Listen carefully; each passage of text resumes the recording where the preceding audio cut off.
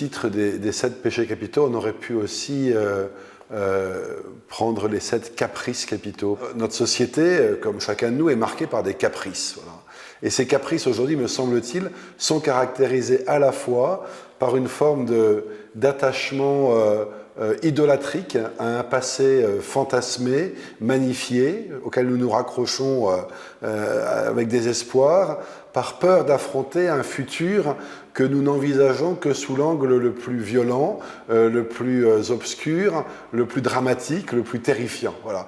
Et du coup, ces deux données-là nous empêchent en fait d'être confrontés au présent, qui est le seul temps sur lequel nous puissions avoir une prise. Voilà. Ces caprices sont des péchés, et le péché est mortifère, puisque le péché nous coupe en fait de la relation à l'autre, il nous coupe de la relation à Dieu, et il nous coupe d'une relation vraie à nous-mêmes, en nous mettant face à nous-mêmes d'une manière idolâtrique.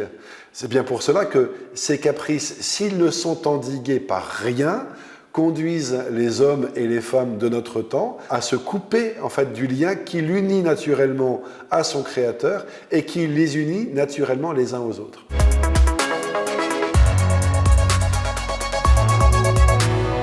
La fraternité, elle puise sa raison d'être pour nous chrétiens dans une origine. C'est Dieu lui-même, parce qu'en fait, il n'y a pas de fraternité possible s'il n'y a pas une origine commune.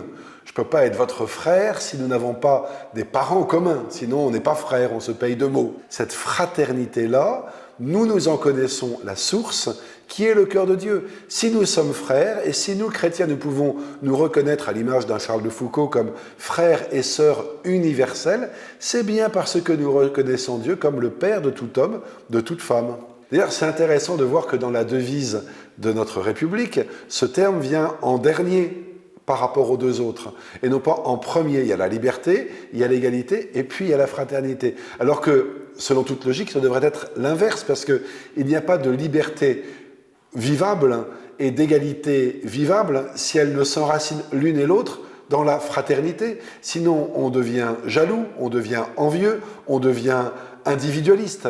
Mais on ne peut être libre et se vouloir égaux et se reconnaître égaux les uns les autres que si l'on commence par se reconnaître comme frères. Et c'est sans doute cette inversion des termes, en mettant la fraternité en dernier, qui provoque aujourd'hui ce malaise dans lequel nous sommes sur le plan collectif.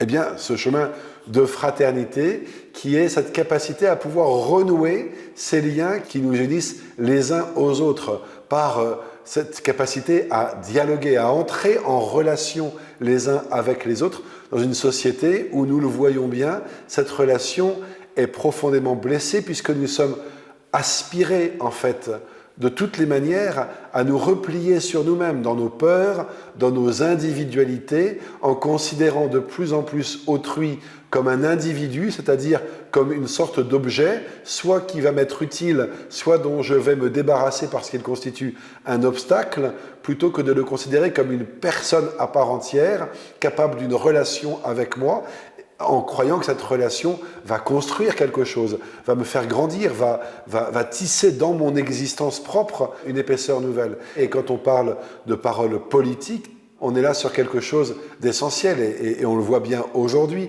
La parole politique, la parole publique a un rôle majeur en fait. Plutôt que d'attiser les peurs et les tentatives et les tentations de repli sur soi, elle doit être une force de proposition pour permettre aux hommes et aux femmes de notre temps de retrouver la confiance, parce que le repli sur soi vient d'abord de la défiance que l'on a dans l'autre. Et cette défiance, elle s'opère, elle se manifeste entre individus, mais elle se manifeste aussi par une défiance profonde que la collectivité éprouve devant toute parole publique, toute parole d'autorité, qu'elle soit politique, qu'elle soit économique, mais qu'elle soit religieuse aussi. Toute parole d'autorité est aujourd'hui vécue comme une parole dont il faut se méfier, se défier. Voilà. Et c'est retrouver cette confiance, cette probité de la parole, cette puissance de la parole qui a été si abîmée et si défigurée.